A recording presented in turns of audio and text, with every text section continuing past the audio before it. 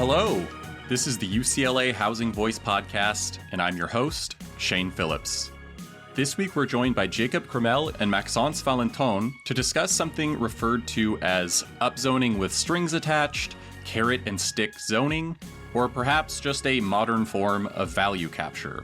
The government changes what you can build on a parcel, but to take advantage of those changes, developers have to offer something in return.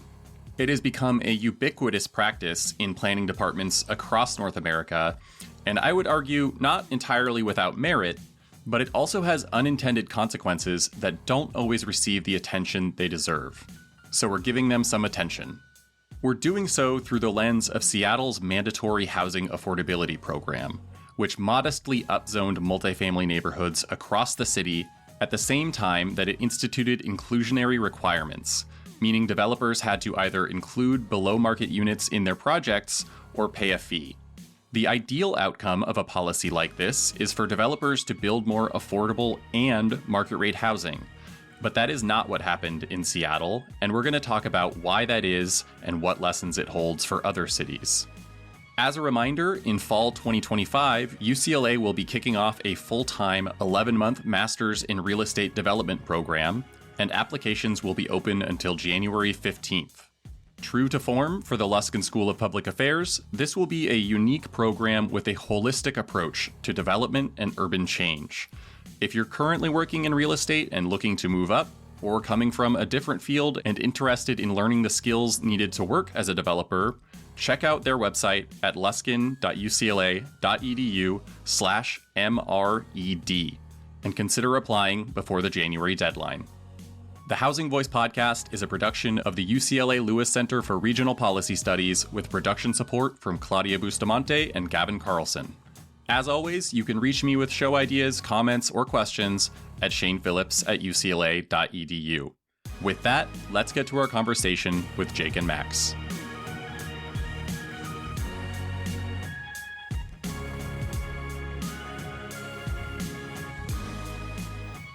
Jacob Krimmel is an economist at the Federal Reserve Board, and Maxence Valentin is a postdoctoral researcher at ETH Zurich, and we are talking with them about the practice of relaxing zoning restrictions on new development in exchange for community benefits of one kind or another, especially for including affordable below-market units in their projects. Jacob and Maxence, thanks for joining us, and welcome to the Housing Voice podcast. Thanks very much for having me. Thank you very much. And my co-host today is Mike Manville. Hey, Mike. Hey, everybody. Good to be here.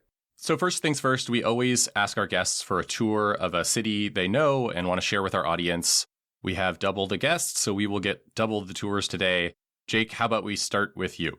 Oh, sounds good. Okay, so I would like to give you all a quick tour of my hometown of Baltimore. And since it is summer in Baltimore, this is going to be focused on two things that the city does really well, which is seafood and Orioles games, as I'm a big baseball fan myself. So I think we'd probably start the tour in Baltimore's Fells Point neighborhood. It's on the water, as it sounds, and I didn't look this up before, but you have to take my poetic license word for it in saying that Baltimore has more miles of coastline than any other city on the East Coast. We're going to say that that's true for purposes of this anecdote. So Fells Point's a beautiful neighborhood on the water. Tons of great row houses, cobblestone streets. This one I think is true. It actually does have the most pubs per capita in the US and on a square mile basis, I guess I should say. So that's a great place to start. Grab a beer, grab some really nice, cheap, fresh oysters from the Chesapeake, walk around the neighborhood, and then make our way to the Inner Harbor via the National Aquarium in Baltimore. From there, keep walking down Pratt Street in Baltimore until you get to Oriole Park at Camden Yards. I think, I'm biased, but I think one of the most beautiful baseball parks, but especially, even more broadly, one of the best places to watch a sporting event in general in the U.S. The vibes are immaculate. It's a beautiful stadium. Yeah, I guess it's about 30 years old at this point, but it's designed to look like something that was, built 115 years ago at this point, with all the nice modernity amenities as well. So before the game, hang out outside, soak in the atmosphere, see the Baltimore Orioles hopefully win. And then after that, we'll probably take a cab or an Uber up to a nice restaurant in Hamden or Woodbury, which is sort of an old mill neighborhood in Baltimore. So you really get the sense that, this place is built on the water, but also reliant on old industry that was coming down sort of the rivers that feed into the bay there. So I think you get a nice feel for the history, the landscape, and also the industries that were there and the ones that are there still to this day. I heard Baltimoreals there. Was that intentional? I guess it's kind of just once you know how if you ever go back to, your hometown, you kind of have your old accent comes back that you didn't know that you had. Oh, yeah. And there's a lot of sort of swallowing. It's not Baltimore, it's Baltimore. You kind of just, nice. It gets sucked up. So some words, Baltimore Orioles just becomes really the O's was what it would be. Baltimoreals is more efficient. Yes, it's sort that's of, right. yeah. It's on brand for you as an economist, too. If you can be one thing, be efficient. Max, how about you? I'll do like Jake and bring you to my hometown, which is on the other side of the pond. So I come from a city that is about 30 minutes by train from Paris, on the northeast side of Paris. It's a city called Meaux, Meaux. It's about, depending on what village you count in the agglomeration, it's about 80 to 100,000 inhabitants, so somehow very small. Yet very close to Paris. It's quite rural, and so you don't really feel in a big agglomeration, even though a lot of people go there every day to work. And if you were going there, I'll definitely bring you to the city center. So we have a medieval city center with a very big cathedral there.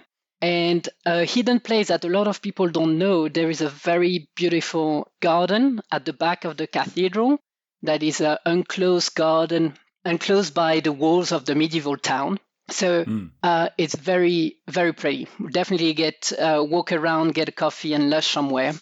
And then I would definitely advise you to go to the Museum of World War I. So if I'm not mistaken, I think it's the largest museum dedicated to World War I that opened about 10 years ago. So very recent, extremely well-made, gigantic. It's located there because there was a lot of battles that happened at the outskirts of the city.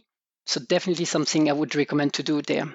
And then probably do a cheese tasting. So Meaux is the birthplace of the famous brie. The true brie comes from Meaux, and so definitely make you try some of this before you leave. And if I may, something that I found quite interesting since I started studying cities and urban policies is something that the east part of the city experienced during my youth. So they demolished completely those high-rise social housing.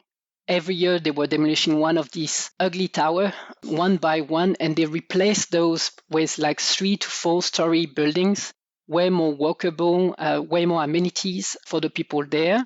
So not quite gentrification because the population has not quite changed over the last 20 years, but a complete remodeling of what the city is like and how we should have social housing and what the neighborhoods look like. So it's a very interesting case studies about how to redevelop some type of what used to be a decaying part of the city. So definitely try to pass through the area too.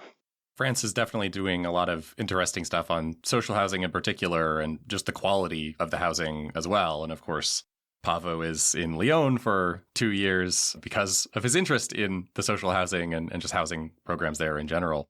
It is funny to hear, though, about a rural area being 30 minutes from, world-class urban area like Paris, because, of course, you go 30 minutes from Los Angeles or New York, and you're still in Los Angeles or New York. It's barely even suburban by that point, much less rural. I think he also said by train, which is not possible in a lot of U.S. places too, right?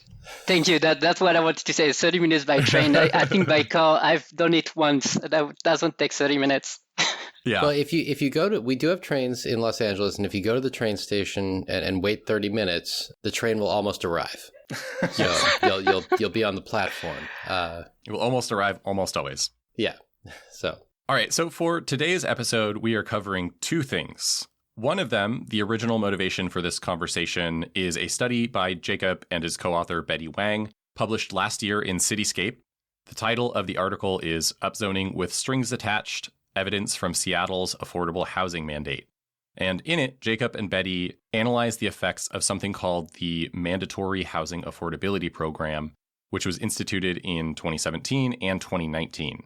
The MHA upzoned parcels across 33 Seattle neighborhoods, And as the name suggests, it also mandated that projects built on these upzoned parcels include some units at below market rents, which just means affordable to low-income households. Their key finding is that although the policy selectively upzoned areas designated as urban centers and urban villages, presumably with the intent of directing more growth to those central areas, the MHA had the opposite effect. Developers shifted production to parcels outside the neighborhoods where the policy applied, and they also appear to have shifted away from building multifamily housing quite as much toward relatively more expensive single-family townhouse projects.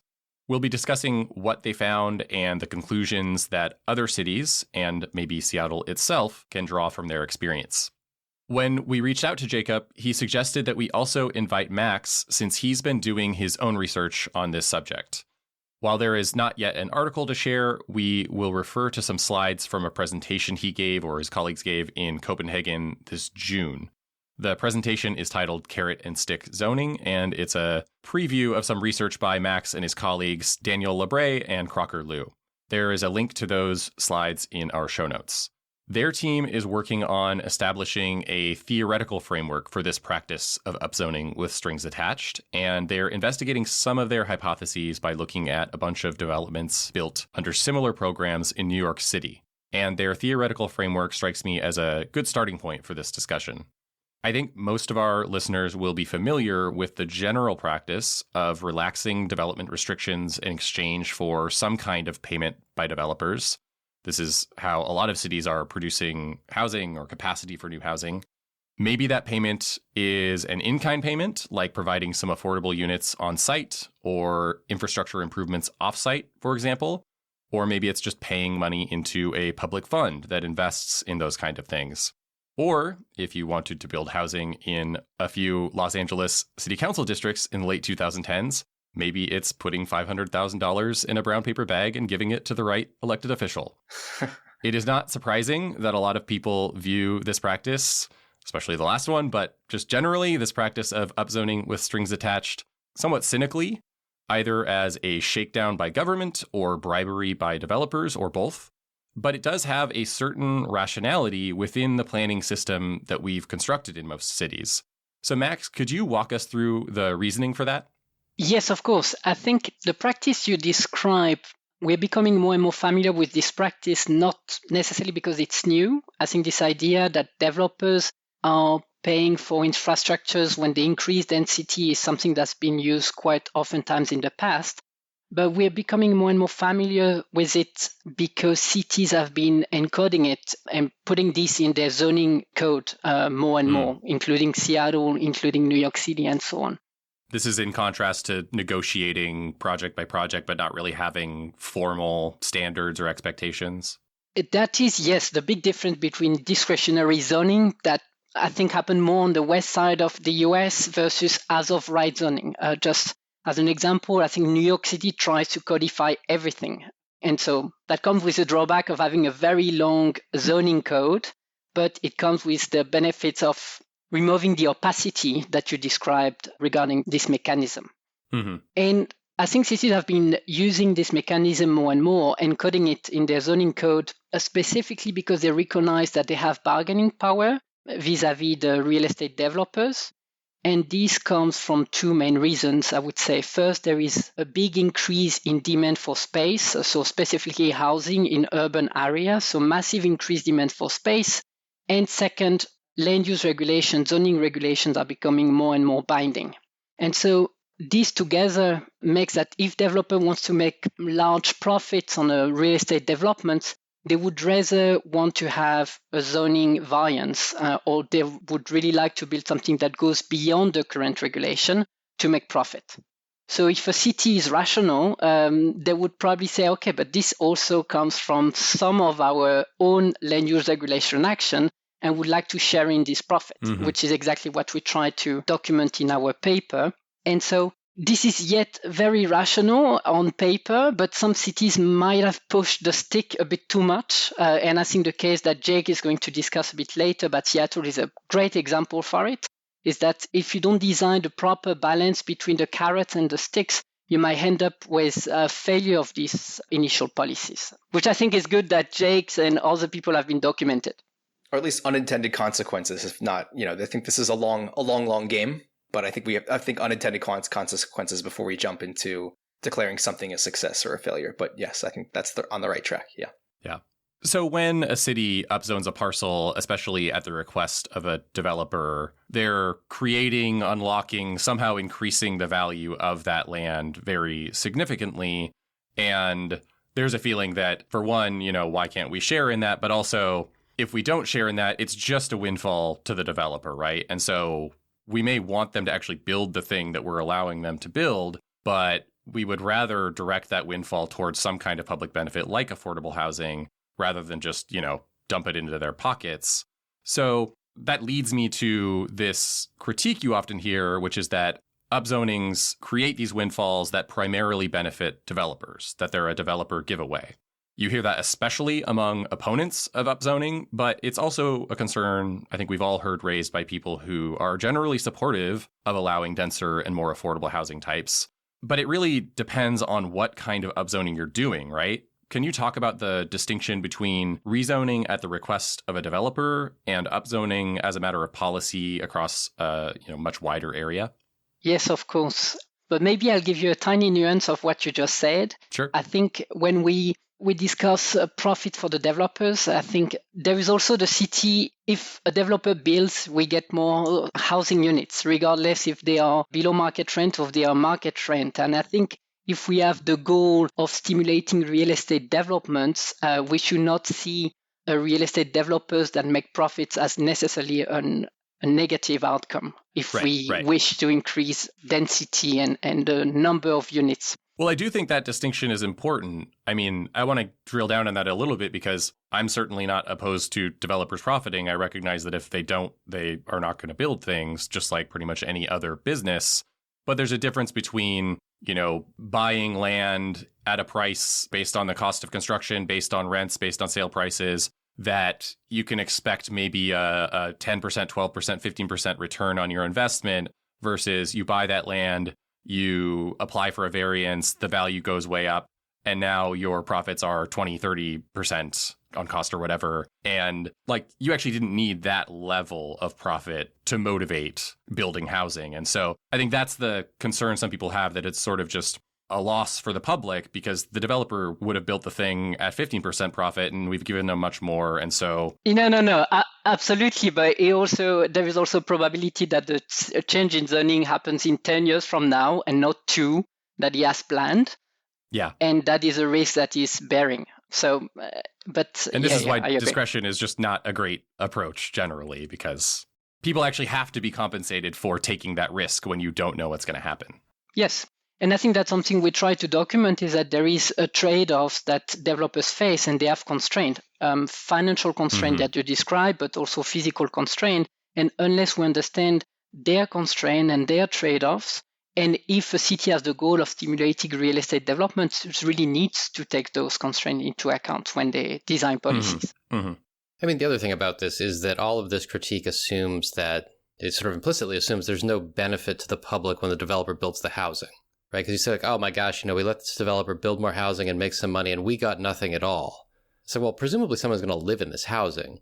And most of the cities that do this have shortages of housing. And so there actually is a public benefit to someone building housing units.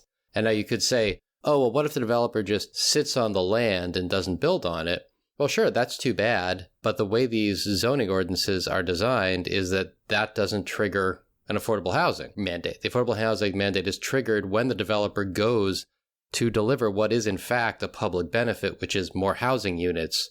This is a little off of what Jake's paper is about, which is a little bit narrower, but I mean, I think it's important to recognize, from my perspective at least, that there's building housing is a public benefit. It's a weird position to say the public gets nothing when someone puts up an apartment building because people will live in the apartment building.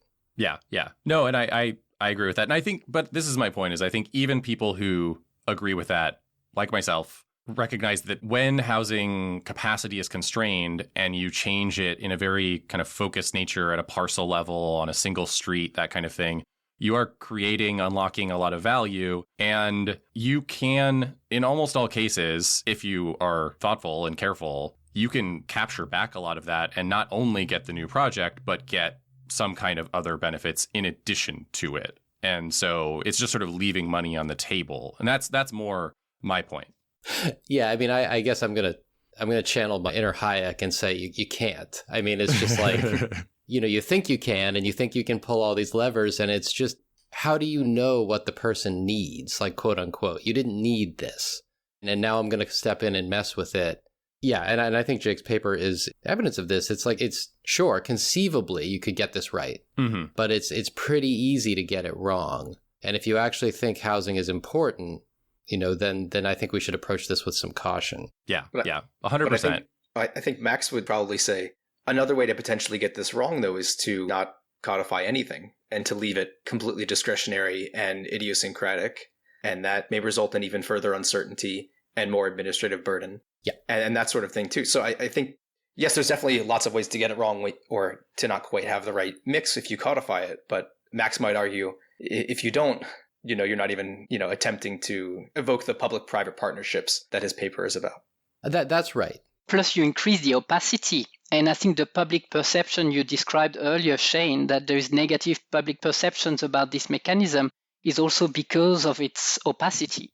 And leaving it completely discretionary also increase this negative public perception. And I think cities trying to codify it is also to reduce this opacity. It comes with some drawbacks, and it's easy to get it wrong, but it comes with benefits too. Yeah. A certain Mike Manville on this very podcast has a very good study about this with Tanner Osman about the negative perceptions. Yeah, I mean, it definitely, in California, it has fomented a lot of distrust of the entire regulatory process. And so, just to clarify, I completely agree with that I don't think the solution to the problems of codification of these bargains is to just have them happen on ad hoc basis. I think that there should be fewer of these bargains. Like, I guess, and this, I realize this, we're a long way from this politically, is just, if you realize that housing prices are very expensive in your city and you have an 8-story height limit, and developers could build 12 stories, you should just say, build 12 stories. No trade. And this is a quite good transition, I think. So there are two very important conditions that you need to meet for upzoning with strings attached to work. One is that the upzoning has to actually increase the value of the land. And the other is that the land value gained from upzoning has to meet or exceed the cost of the additional requirements that you're imposing on the projects. If the upzoning doesn't increase the value of the land, then there is no value for you to capture. So any strings you attach are likely to decrease the feasibility and odds of redevelopment below what they were even before the upzoning. I don't think we will have time to get into it today. We've already been talking about this a lot. But I do talk about the circumstances in which upzoning might not increase land values in my broad upzoning white paper from 2022, which is in the show notes. The second condition, though, that at least as much value is gained from upzoning as is lost from the additional requirements. That really brings us to Jake and Betty's study of the mandatory housing affordability program in Seattle. We'll get into this balancing of sticks and carrots more later, Jake, but let's start with a bit of context on what motivated the MHA and how it was designed. First, just what were the outcomes that Seattle's urban planners, policymakers, elected officials were after with the creation of the MHA? And kind of to Mike's point, how did the city's political environment help shape the program into what it actually became? Right. So this is a complicated answer, but I think sort of a familiar story or familiar setting in that, like many cities, Seattle, and by the way, this is the timing of the reform we're talking about is 2017 to 2019, but Seattle's, I guess, dual housing crisis or housing affordability crisis had been brewing for, the better part of 2 decades before that, like many cities, right? So I would basically describe the city as facing two interrelated crises. And one is just a shortage of housing full stop. And I think in large part, this probably comes from, in Seattle's case, the booming of the tech sector there and just the increase for demand for housing because people could make quite a good living there. And the second crisis is just housing affordability, especially for low and moderate income families. So it's both a shortage overall, which is pushing average prices up. And also, you have increased income inequality in general. And of course, the people who are initially lower and moderate income are going to be, even further strained as renters, especially. So what Seattle did was to try to address both of these crises sort of with one ambitious policy reform, which was a large-scale upzoning with a mandatory inclusionary zoning component. And I'll define what those mean in a second in case that wasn't clear. But I guess the way to think about this is it's kind of like a killing two birds with one stone approach. Importantly, when I say large-scale upzoning, I mean this really at a large geographic scale. So Seattle upzoned over 30 neighborhoods, like large portions of the city center, especially neighborhoods that were already zoned for dense multifamily housing, whether or not it went high rises or not. It was just, these are the sorts of neighborhoods you should be thinking of that were further upzoned or densified. So it was a very far and wide upzoning, not necessarily an intense upzoning. So think of this as a policy that affects space horizontally more than vertically, which I think is really important when we think about exactly why it's so tricky and why the option value of some of these neighborhoods and parcels was not increased to a significant enough degree that Shane was referring to. So, like I mentioned, they're trying to increase housing production, especially in low and moderate income areas that were already quite dense and built out, and places that are near transit. So this is really a well-meaning and I think well-designed and well-targeted policy in this cases. The policymakers wanted to upzone places that were already in very high demand, that had seen high increases in rents. So it makes sense to try to increase production there as opposed to other places. Mm-hmm. And also to try to incent developers to provide some units that are at or below market rate as well. With respect to sort of the second part of your question about the political environment that I guess birthed this grand bargain, and I'm using air quotes since this is an audio only podcast, but I'm using grand bargain in air quotes because this is actually what the group of policymakers called it. And they weren't just official policymakers per se that helped to craft this large reform. It was a group of about a dozen or 24 developers, lots of land use lawyers, planners, city officials, local activists and advocates, and researchers as well. And so they called this sort of thing the grand bargain because it was attempting to be a something for everyone policy reform. Now, we'll talk about later about why something for everyone, what's the old phrase about a compromise? You guys can fill in the blank, everyone's equally unhappy or something like that. I think that's potentially an apt description of what happened here. But it was something that, because it was this grand bargain, allowed them to lay the groundwork for potentially future reforms too.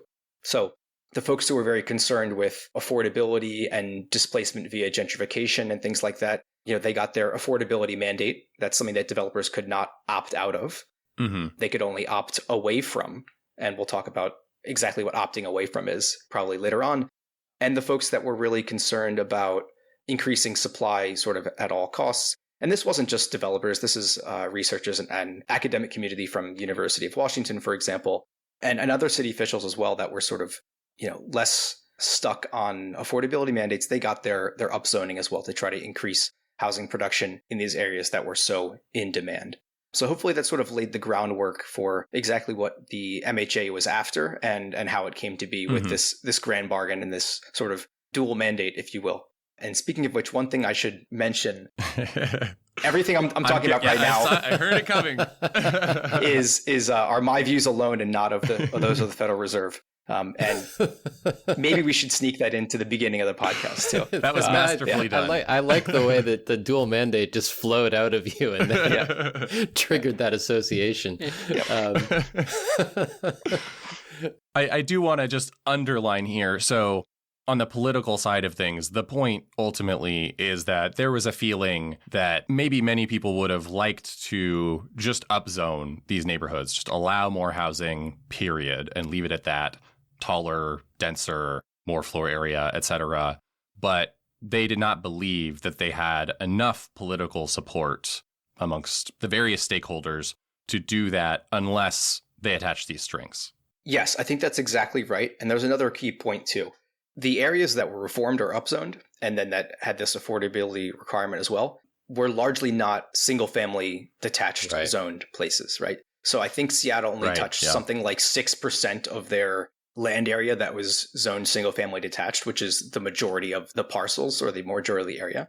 So they're leaving a lot of potential densification on the table, and that's a political reason as well. And so there's something that's very clear, whether or not you spoke to folks on the ground in Seattle, you could just sort of look at it, from a 30,000 foot view and say, why aren't they touching the land that's single family detached zoned?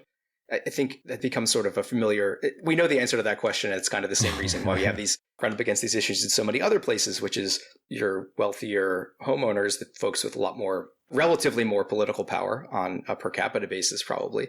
They're the ones who are also potentially flight risks to nearby municipalities and things like that. So there's definitely a sense of not wanting to upset that apple cart. And so if you're not going to touch a good majority of your land area that's zoned for residential, then you're going to have to make a lot of concessions to the incumbent households and incumbent renters who are already being priced out of the neighborhoods that they may have lived in for a very long time. And those concessions would come in the form of affordability mandates to make sure that folks could afford to rent in these places on income that's below the area median, something like that. It's telling about where the political power really lies that the negotiation or the compromise was not on where they build, on building, some in single family areas, but rather these affordability mandates instead, but keeping everything pretty much limited to multifamily zones. So how did all of this translate into the actual design of the policy? How and where did zoning change? I guess we have a little bit of the picture of where, but how did it change? How much? And what conditions were added to projects built in these MHA areas? Yes. So maybe the best way to think about what the MHA did in terms of upzoning is to describe what it didn't do. We should not be thinking about an area that was single family zone that all of a sudden becomes multifamily zoned. Right. You should not be thinking about a place that has, is zoned for large multifamily apartments that have a height limit of something like 70 feet going to a height limit of 1,000 feet or something like that. That's not the intensity that we're talking about here. It's sort of the modal case is a low rise 2 to a low rise 3 or something like that. And what that means in really layman's terms is adding maybe one story of development to low rise apartments, increasing floor area ratios by a small percentage, and also sort of densifying places that allowed for small townhouses to add an additional floor or something like that. So that's sort of the intensity of the upzoning or the densification that we're talking about. Now, as far as the stick, I guess you'd say, what the developers had to pay was they essentially had a choice of what the designers of the program called pay or performance.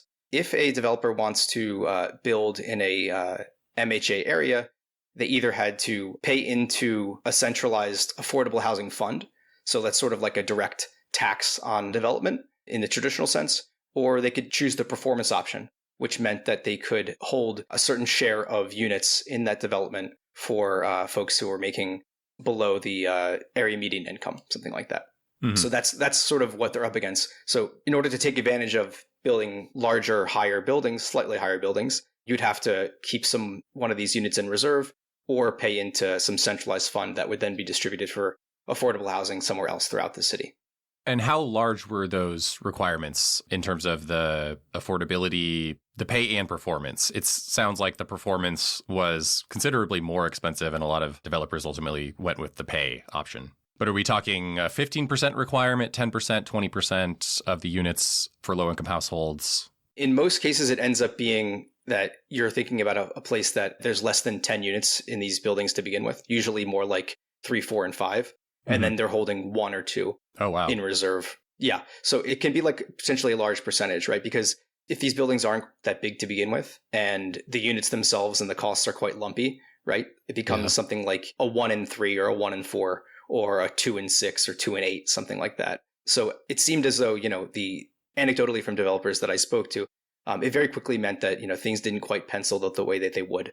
And that adding, an additional floor on a townhouse, if you really can only add maybe one more unit, or really you just sort of have a different type of unit, one that's larger. Right. And then you have to have one of those be below market value. The pay option seemed more like the way to go. Or alternatively, and we'll talk about the results in a second, you could sort of opt out of the area altogether and try to evade the mandate and develop on areas nearby that are not subject to the affordability requirements. Allowing one additional unit, but requiring it to be below market, which is effectively operating at a loss, reminds me of that. Like, yeah, we lose money on every unit, but we'll make up for it in volume. Yeah. So I think that's sort of like one of the worst case scenarios. So I will say it's sort of like this could have gone a couple of different ways, right? You have a lot of land area that's now subject to this affordability mandate. You might be concerned that new production just halts altogether in these places. despite the fact that they're super in demand and that prices in general are rising. That would certainly be like a worst case scenario. The best case scenario is that sort of you get the carrots and stick ratio correct, and that it still is like super beneficial for developers to not only build in these areas, but they're really taking advantage of this large upzoning, which of course I think we seem to be in agreement that the intensity of it was not large enough and that the option value of development did not then increase underlying land values enough to intense development despite the affordability mandate. But then you kind of have a sort of a third way, which is essentially what we found was that new construction doesn't halt in these areas.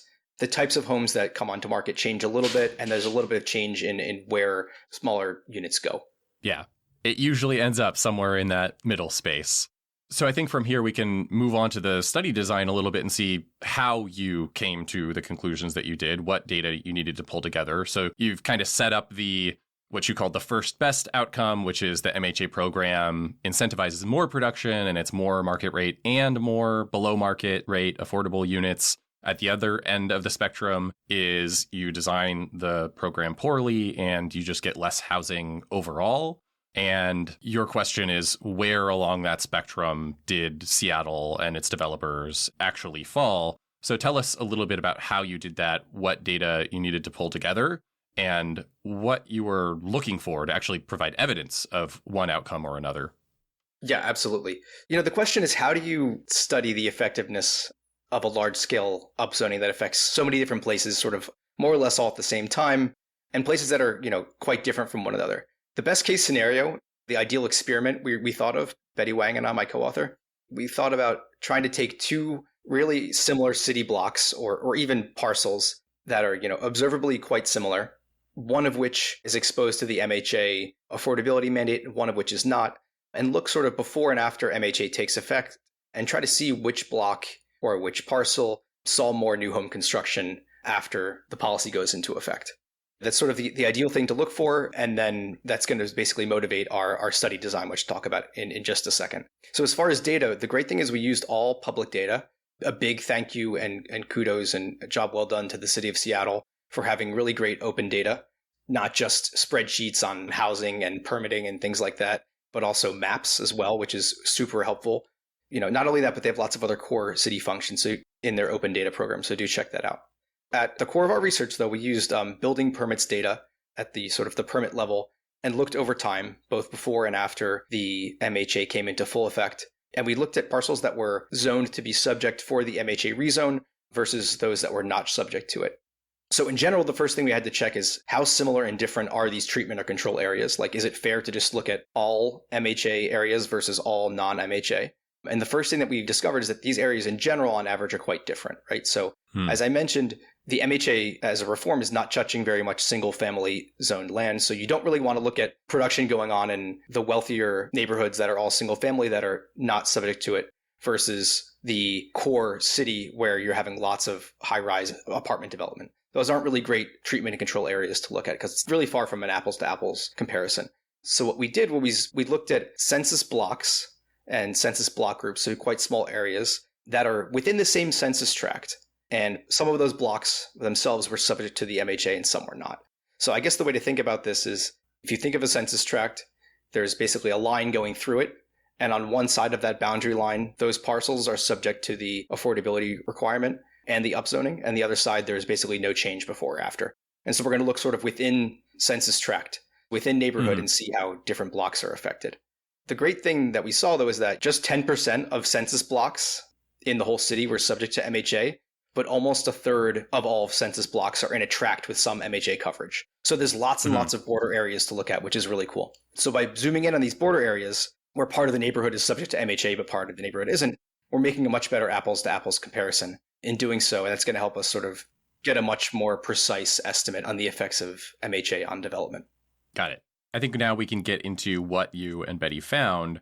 You looked at the odds of a permit being issued and the number of permits issued on one side of the MHA boundary or another. And this is before and after the policy went into effect. And you also looked at the number of units. So total units, but also specifically multifamily units on both sides of that boundary. We've sort of hinted at this many times, but what was the effect of the MHA program or the effects along that spectrum from increasing overall and affordable housing supply in the MHA zones to decreasing new supply inside and outside those zones, where did Seattle land? Right. So we landed in sort of the middle of the road result, which is, not all good, not all bad. We didn't find that development stopped altogether in these neighborhoods. So it wasn't the case that even if you were near an MHA area that developers avoided altogether. But it also wasn't the case that developers didn't respond in terms of negatively to the sticks that they were faced with, basically. First, we find that there's still a lot of permitting activity in areas that are subject to the MHA. And so that's going to hold whether we look at MHA areas that are in the city, sort of like in the center of the city, or just on parcels that are subject to the MHA in these border areas. So there is still permitting and construction activity going on. However, though, after the MHA takes effect, we see sort of a pretty sizable reduction in permitting activity in these areas, and instead an increase in permitting on nearby parcels that are not subject to the affordability requirements of MHA in the same census tract. Basically, you could think of this as strategic avoidance or developers sort of evading the affordability mandate, but still citing their projects in these same census tracts, in these same neighborhoods that are super in demand. There's basically a couple different ways to look at it. One conclusion is you're still getting new home construction, new home production in neighborhoods that are in demand, where we actually need to see a lot of housing supply going, but it's not going on the precise blocks that designers of the program wanted it to be. And also, in other words, you're not getting the same increase in affordable units that the folks who designed the program had hoped for. Now, with respect to the multifamily housing, there's basically a couple of different things going on. The sort of strategic avoidance or the displacement of units that's happening across these boundaries tend to be for smaller townhouse type developments. The types of buildings that we're seeing essentially disappear are these sort of 3 to 4 unit buildings and 5 to 8 unit buildings that are not going across the boundary to the place where there's no affordability requirement. These places are more likely just not being built because of the affordability stick that we referred to earlier. If you have a 3 to 4 unit building and one of those units needs to be below market rate, that tends to be something that developers said didn't quite pencil. And so those projects just ended up not happening altogether. I mean, that makes a lot of sense. And honestly, I'm pretty surprised Seattle included developments that small. The typical IZ ordinance in the country usually starts at somewhere closer to 10 units for exactly that reason.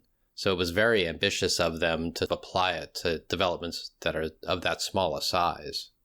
Yeah, we thought so too. And then that's sort of the mandatory aspect of it. And we could get into more discussion later. And I'm interested to hear your all thoughts on the pros and cons of doing an MHA. M stands for mandatory. Right. Right. Yeah, So mandatory housing affordability means that if you want to build in this area on this block, then there's no way out. You either have to pay or perform.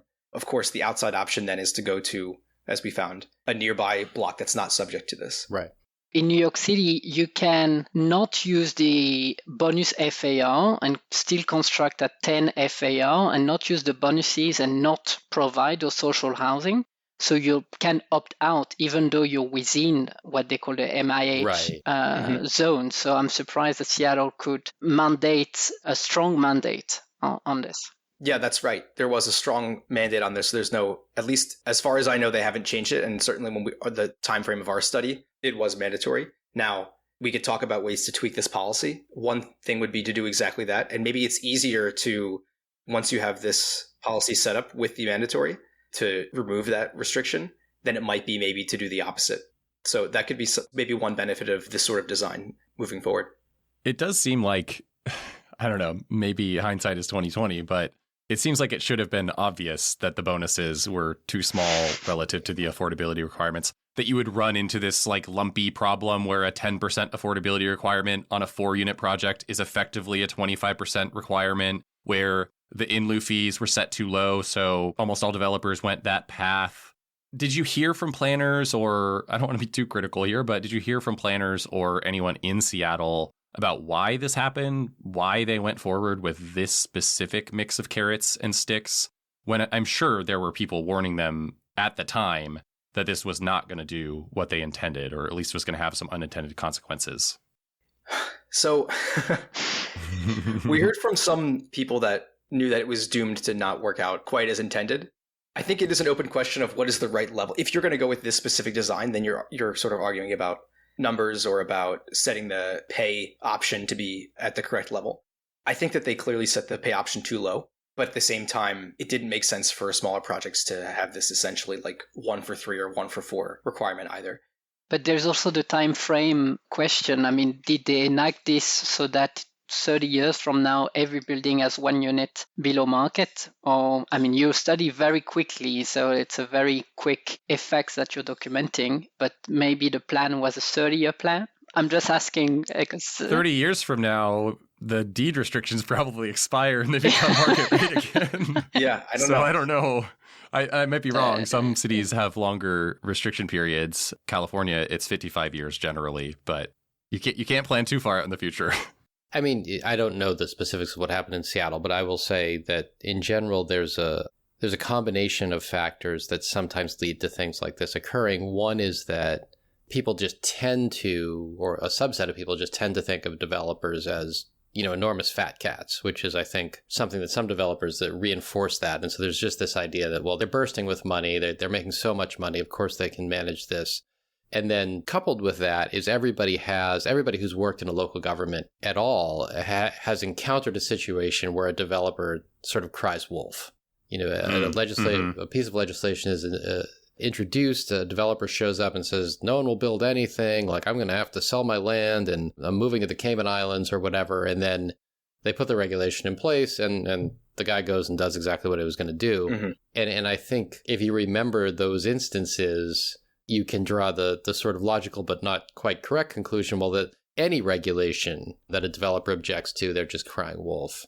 I mean, I still find it surprising just because cities are notorious for just copying other cities and following sort of best practices. And if you just looked around at IZ across the country, there's very few places that combine mandatory IZ with such small development sizes, but that may contribute to what was going on. Yeah, I think I'm thinking back to some of the conversations we had now. Oh my gosh, it's been almost 2 years at this point. It definitely seemed like a very fraught. When we spoke to folks, it seemed like everyone was on better terms. They had already struck this grand bargain. But when they were recalling how the policy process was made, it seemed like very fraught relationships on every side. A lot of animosity toward developers, a lot of distrust of the local community members who everyone thought the other one was acting sort of in bad faith. So I think that kind of is how we landed where we did. But I think it is sort of baby steps towards densification is the charitable way, I think, to look at it. And also one lesson that folks talked about in Seattle a lot was that getting everyone to the table to agree on something was a success in and of itself and sort of set up this potential for some like institutional capacity or potential to repeat a similar type of grand bargain in the future. And again, you could argue whether that's like a totally way too charitable way to view this. But I think that was something like an important piece of color to add to sort of what could be looked at as like a failure or large unintended consequence when you're looking at strictly from the perspective of a policy analysis as we're doing. So I do think it's important to think about that stuff too. I think that's a great point. I don't want to dwell on it too much. I will say, to pick up on what you said, I think it's very easy for situations like this to result in cities kind of painting themselves into corners because of the competing pressures they have on each other. And as you said, it's like, well, we want to not do much to most of the land because we have very sensitive voters there. In the small remainder of the land, we want to generate a noticeable amount of affordability, but we want to do that without actually changing the way the neighborhood looks too much. Right. And that your Venn diagram just contracts to the point where, and I'm going to sound a little bit cynical, but I think it's right.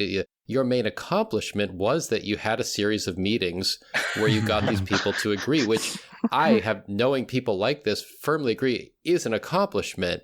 The big question is how much of that consensus would be preserved if you then sort of touched one of those third rails, right? Like, actually, right. You know what? We got to go into the single family zone if this is going to, we got to make this building 10 stories high. Yeah. And, I think there's a pretty good chance that meeting would break up back down into animosity. But I don't think anyone should deny, I'm very critical of inclusionary zoning, but like, I understand why cities do it. And I understand the extremely difficult political positions that people feel like they're put in.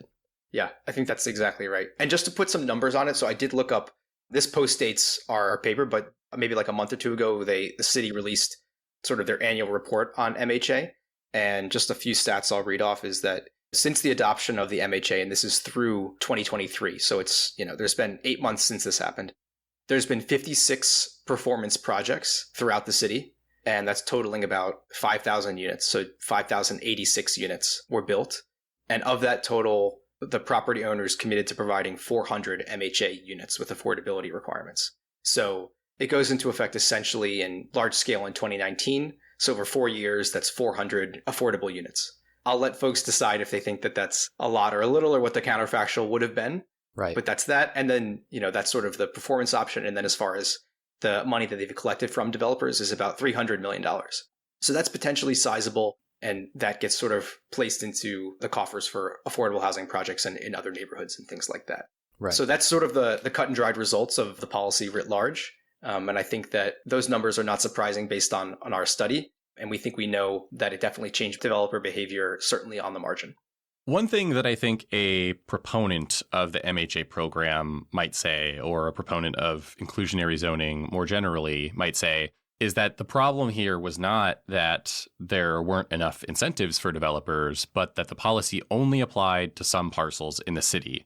And so the argument here would be that if MHA applied everywhere, then developers couldn't strategically evade those areas, so they'd be forced to build the mixed income housing that city planners intended.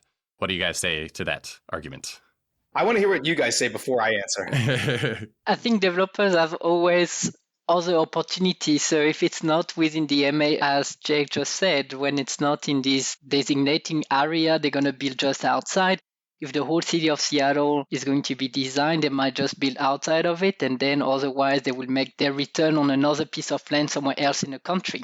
So they have target returns that is somehow set by the financial sector. And so there is always other pieces of land that could be developed. It's a bit cynical, but I think that's also the way the financial market function. Yeah, I think that's exactly right. Go ahead, Mike. Sorry. Yeah, no. I was going to say, I also think that's exactly right. I mean, I think that the only situations where you don't have maybe results like that would be where if you just said an entire residentially zoned greenfield was going to have an inclusionary zoning, because then, there's no going concern on that land that's already making the property owners some money. Mm-hmm. But like with, Seattle, where most parcels already have something on them, and there's going to be neighborhoods adjacent to Seattle that are reasonable substitutes, I think you're just right back where you started, just on a bigger scale. Yeah, this is something that's actually interested me a lot, and I'm curious if anyone has looked into this specific question, but the first inclusionary zoning program in the U.S. was Montgomery County, I believe, and my understanding is that a lot of the development there has been single-family, at least greenfield development, and so yeah, if it's either sell to a developer with these conditions or the land just continues to be like low yield, low value agricultural land, or just, completely undeveloped and has no real value, then of course you're going to sell at whatever price is necessary and the developer can make things work because they can pay little enough for the land to make it work. But as you say, in a city where there's a going concern on almost all land, you always have the option of just continuing to operate it as whatever it is today. And so I really wonder if the success of the Montgomery County program, such as it is, has been over-applied to the rest of the country. And I also just wonder if there was a way of comparing IZ programs in greenfield locations like that to programs in more infill locations, if we might find more of a clear difference, where generally IZ research is pretty ambiguous. You would think the impacts would be easier to measure in terms of reduced production and higher prices and stuff, but it tends to be really challenging, and for understandable reasons, to measure the effects, but we don't find very large effects and often don't find much effect at all. Yeah, I think that's a great idea. Maybe Max and I will work on a future paper that does this sort of thing. It sounds like a great mix of theory and empirics. And, I think we've alluded to this throughout this talk, is sort of what's the option value of the land and how does it change under a different reform. So that's the big sort of unobserved variable. Not only that, but it's, a continuous variable, not a discrete variable. So not to get too wonky, but if I'm just looking at places that were not subject to the MHA, of course, there's different degrees to which the option value is changing. And so I think in your Montgomery County example, all of a sudden, oh, wow, you can build on this. The option value is increased massively. And so that's certainly going to override any concerns about giving back a unit or two for affordable housing. Might not be the case if you upzone very, by one floor or something, as is in my example. So better measurement on that sort of thing. And that's going to take good data and good theory on how exactly that works. Yeah. I'll just give a comment here before my last question, but we were talking a little bit about how people have said that this was a way of getting people to the table, and maybe it has seeded the ground for future reforms, future partnerships, compromises, so forth. I know a little bit about Seattle, having lived there for a while in the 2010s and following it since then. And there's the Housing Affordability and Livability Agenda, which was a roughly 65-point plan that came together in 2015 or 2016. And I know a lot of it has been implemented in the intervening years. And it covers supply issues, it covers tenant protection stuff, lots of subsidy things. It's really a pretty comprehensive approach. And, you know, I do genuinely wonder, I think there's no question this program could have and really should have been designed better. And the information was there in front of them to take advantage of. I don't think this really required hindsight to get right. But I do wonder if this is just one part of a much larger program and it was one that didn't work very well, but maybe many of those other things also would not have been possible without getting people on board with this. You comment on that a little bit, but I thought it was worth really highlighting here. Again, I really don't want to make it sound as though you could just enact bad policies if it's what you need to do to build a coalition. Like, I don't think that was necessary. But something like this may have been a critical part of that coalition and the other policies that came about too. Yeah, I think that's a good point. And just to make an analogy, you know, when we talk about exclusionary zoning or policies that restrict development, it's really difficult to point to one particular policy or restriction that is the one that's the linchpin for why it's hard to develop. It's usually just a suite of policies and environments that come together in a certain way because that's what the political will is in that place. So maybe this is sort of an example of the opposite of it will take a suite of policies and it will take political will in the same way. And yes, Max and I are, you know, economists by training, but we need to think a lot more about the political economy and the politics and the social capital that's involved here if we're going to think about sort of reversing the affordability crisis that we've seen. And I think there've been, at least in New York, talking to some planners there've been a lot of trials and errors to find that sweet spot between the carrot and the sticks. They were discussing with us that they would really wish to know how much an additional floor space is valued by a developer, how much does 20% social housing is valued or disvalued by a developer. And they were really much at least trying to find what is the sweet spot. So I think there's a lot of trial and errors. And if cities are flexible in their zoning, and if Seattle learns something out of it and say maybe we should increase the bonus FAR so that this is effective, I think we could gain from it. And I think we could design better policies if we're flexible and if we learn from Jake's studies and other studies on this. One of my biggest takeaways from reading about inclusionary zoning programs and reading studies like these is the importance of making these programs voluntary so that when you implement them, the worst thing that could happen is no one uses it and nothing changes, as opposed to you get it wrong and you actually make development less feasible and produce less housing where you supposedly want to direct housing. And so Los Angeles' transit-oriented communities program and the state density bonus program here in California are, I think, pretty good examples of that. They're not perfect by any means, but they are at least voluntary. And the reality is most projects nowadays use one of those density bonus programs. Almost all of them are mixed income, and we didn't have to make it mandatory for developers to want to use them. Last question here. I was wondering if you've looked at how Seattle's permitting trends have evolved since the endpoint of the study, which was April 2022. Obviously, plenty has happened since then, but I'm curious whether this shift of residential development away from the upzoned urban centers and villages has continued. Has there been any kind of rebound, and have Seattle policymakers reformed the policy in any way over the last couple of years? Or do you think there are some lessons they may have learned that might be applied at some point? The short answer is no, I haven't looked at. We have a longer version of this working paper now that has data through the end of 2022, and we can update data further now. Nothing has changed empirically since then as far as data go. But I don't have much for you sort of anecdotally or via, local newspapers or something like that just yet. Something to look out for. But I think folks are certainly aware of the trade-offs and the imbalance in carrots and sticks. Well, I can hear your dog scratching, I know. And your dog's very antsy to get your attention, so I think that is a good place to close this out. Jake, Krimmel, and Maxence, Valentin, thank you so much for joining us on the Housing Voice podcast. Thank you very much. Thank you so much for having me. Thanks, guys. You can read more about Jake and Max's work on our website, lewis.ucla.edu. Show notes and a transcript of the interview are there too. The UCLA Lewis Center is on social media. I'm on Twitter at Shane D. Phillips, and Mike is there at Michael Manville 6. Thanks for listening. We'll see you next time.